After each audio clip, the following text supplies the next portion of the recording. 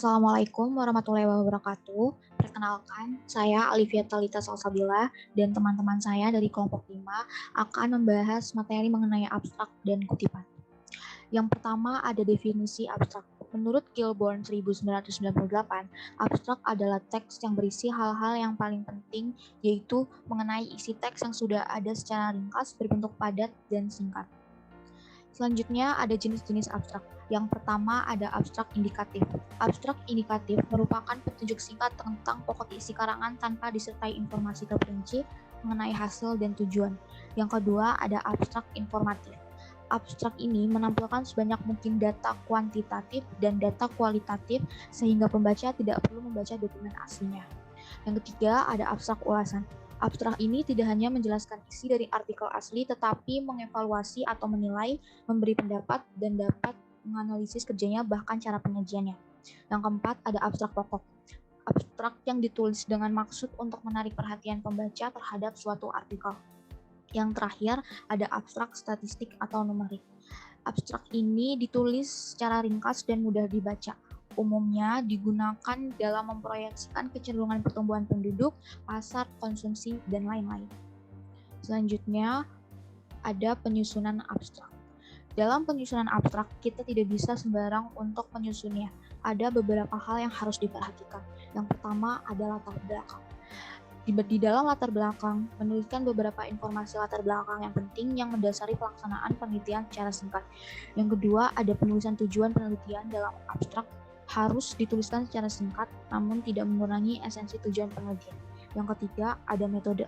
Metode penelitian ini dituliskan dengan singkat dan jelas. Selanjutnya, ada informasi lain yang harus dituliskan dalam abstrak adalah hasil penelitian, yang dituliskan berupa yang paling penting dan utama. Yang terakhir, ada simpulan. Di dalam simpulan ini berupa kalimat yang jelas menginformasikan signifikansi dari penulisan tersebut. Selanjutnya, ada fungsi dari abstrak. Yang pertama, abstrak sebagai teks mini yang berdiri sendiri. Maksudnya adalah untuk memberikan paparan singkat kepada pembaca tentang topik penelitian, metodologi, dan hasil temuannya.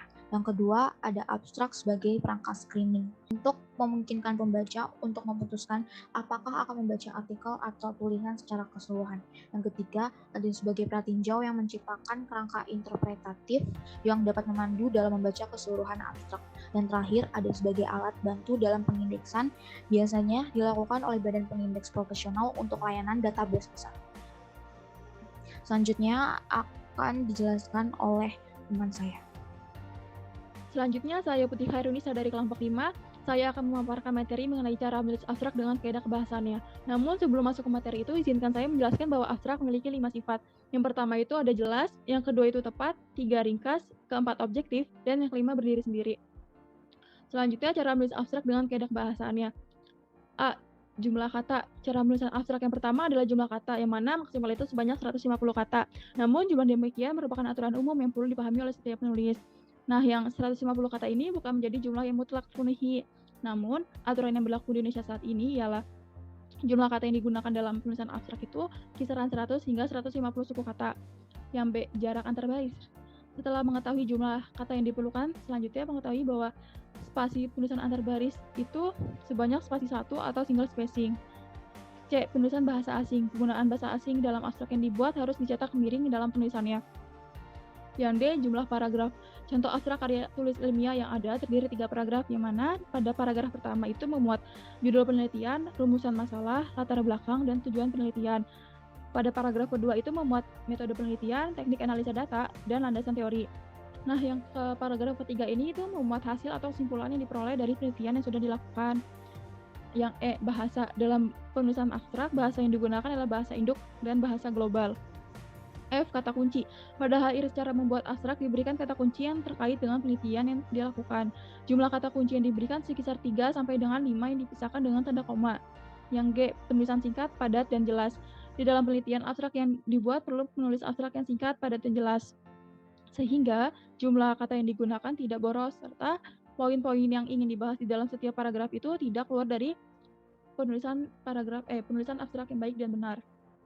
Slide selanjutnya. Langkah-langkah membuat abstrak. A. Membuat dokumen secara sekilas untuk mendapatkan pemahaman tentang isi dan cakupan dari dokumen tersebut.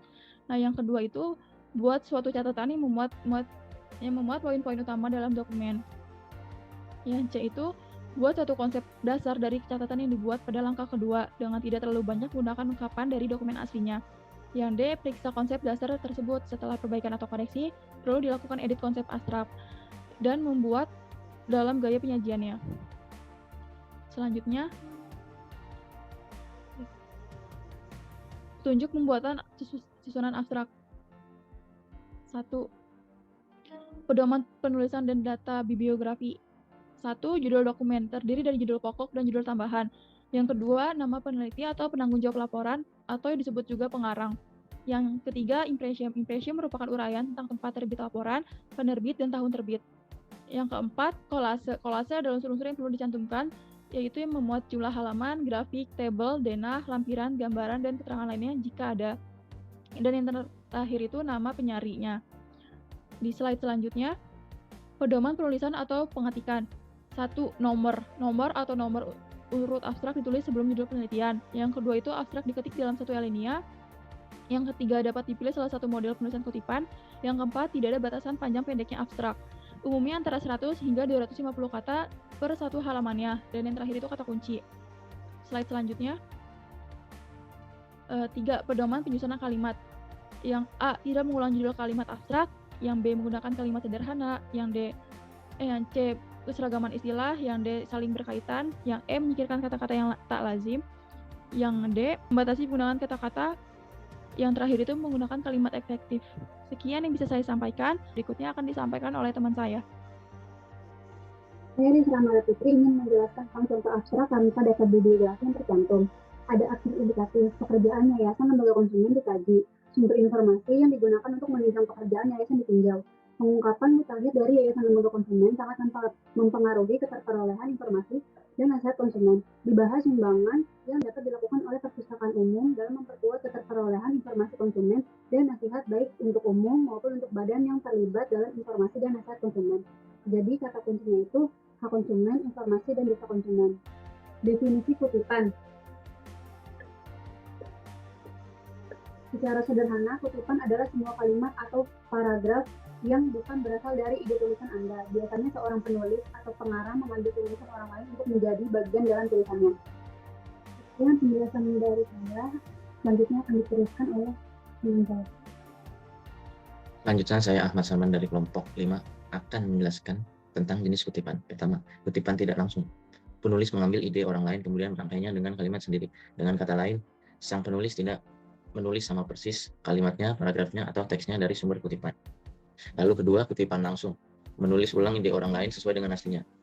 Bisa disebut pengutipan secara langsung itu mengutip ulang dengan teknik copy paste tanpa mengubah kalimat sedikit pun. Lalu tujuan penulisan sumber kutipan. Pertama, agar terhindar dari tuduhan penjiplakan.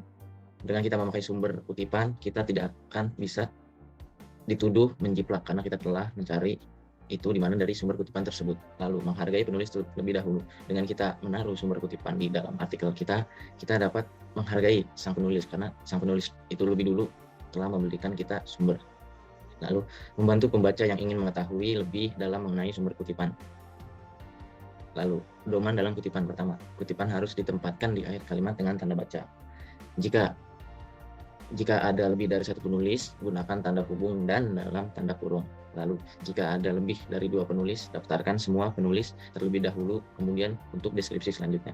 Sekian penjelasan dari saya, selanjutnya akan dilanjutkan oleh teman saya. Terima kasih. Selanjutnya, perkenalkan, nama saya Andi Permana, saya dari kelompok 5. Di sini saya akan menjelaskan tentang fungsi kutipan. Fungsi kutipan itu ada 4. Yang pertama itu sebagai landasan teori. Karena maksudnya itu landasan yang kuat terhadap tema karangan dan mempunyai relevansi yang erat terhadap tulisan. Oke, yang kedua itu penguat pendapat penulis. Yang dimana itu penulis ketika punya suatu tulisan, kutipan ini bisa membantu pendapat tentang suatu tulisan si penulis ini. Dan yang ketiga, bahan bukti menunjang pendapat. Jadi kalau misalkan penulis ini menulis sesuatu gitu, kutipan ini bisa dijadikan bahan bukti untuk penunjang tulisan si penulis tersebut. Oke, dan yang terakhir, keempat itu penjelasan suatu uraian. Jadi ketika ada suatu uraian yang ambigu atau tidak mudah dimengerti, kutipan ini bisa menjadi penjelas tentang uraian yang kurang jelas atau ambigu tersebut. Oke, kita lanjut lagi ke prinsip kutipan. Prinsip kutipan itu ada 3. Yang pertama itu jangan melakukan perubahan kecuali jika terpaksa untuk tujuan tertentu. Kita itu dilarang melakukan perubahan sekecil apapun, walaupun hanya merubah 1 huruf itu nggak boleh. Kecuali untuk tujuan tertentu. Tujuannya pun nggak sembarangan, semua tujuan bisa dipakai gitu loh. Hanya tujuan-tujuan tertentu saja. Dan yang kedua itu bila ada kesalahan pengutip, tidak boleh memperbaikinya. Misal kutipan asli nih memiliki kesalahan dalam tulisan. Kita sebagai penulis tuh nggak boleh asal memperbaiki gitu aja gitu. Jadi kita nggak punya tanggung jawab untuk memperbaiki hal kutipan tersebut gitu. Oke. Dan yang ketiga, yang terakhir itu menghilangkan bagian yang dikutip. Kita merubah sedikit saja itu tidak boleh, apalagi menghilangkan, karena itu bisa merusak seluruh kutipan tersebut. Yang perlu diperhatikan dalam mengutip ada 5. Yang pertama, penulis mempertimbangkan bahwa kutipan itu perlu. Kutipan itu kan fungsinya banyak seperti yang kita sebutkan tadi, ada 4. Jadi kalau misalkan di suatu tulisan itu ada kutipan itu bisa membantu tulisan penulis itu menjadi lebih baik gitu. Dan yang kedua itu penulis bertanggung jawab penuh terhadap ketepatan dan ketelitian kutipan. Jadi penulis nih kalau misalkan ingin mengutip suatu perkataan dari seseorang atau buku atau apapun gitu, hal yang dikutip itu harus benar-benar tepat sama yang ditulis oleh penulis ini. Untuk di copy paste-nya harus tepat, nggak boleh sembarangan. Karena itu tanggung jawab si penulis yang mengutip perkataan orang lain itu. Oke, yang ketiga ada kutipan dapat terkait dengan penemuan teori. Ada juga kutipan yang menjadi ide dasar untuk penemuan sebuah teori. Seperti itu kurang lebihnya. Dan yang keempat, jangan terlalu banyak mempergunakan kutipan langsung. Kutipan langsung itu kan seperti yang dijelaskan tadi, itu kayak mengcopy paste aja. Mungkin kayak kalau kutipan langsung itu kurang variatif karena terlalu baku gitu. Dan yang terakhir itu penulis mempertimbangkan jenis kutipan dan kaitannya dengan sumber rujukan. Jadi kalau misalkan kita melakukan suatu tulisan itu, jenis kutipan sama sumber rujukannya itu harus berkaitan, harus tepat gitu loh.